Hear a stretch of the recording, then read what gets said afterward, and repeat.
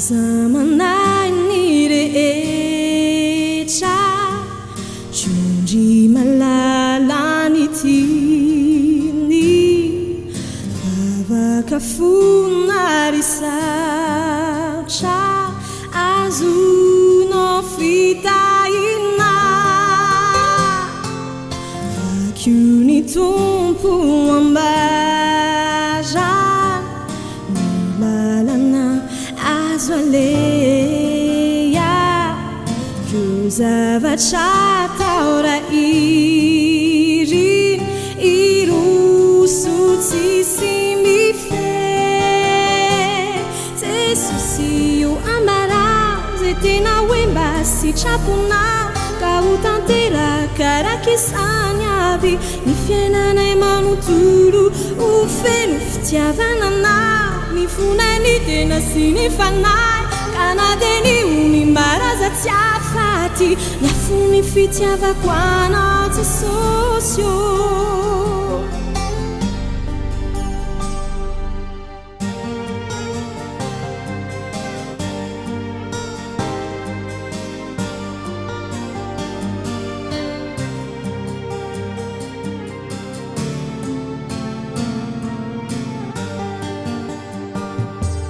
Laruni asa miandry napetraka batao aoka ianao iara-iasa tsy vitanay reriza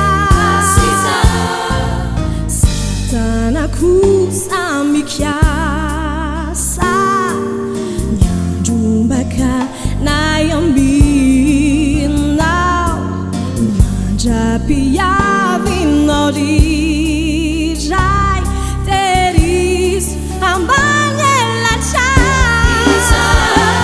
Jesosy io hambarao zay tena hoe mba sitraponao ka ho tanteraka raky izany aby ny fiainanay manontolo ho feno fitiavananao ny fonay ny tena sy ny fanahy ka na dia ny onimbaraza tsy afaty ny afo ny fitiavako anao Jesosy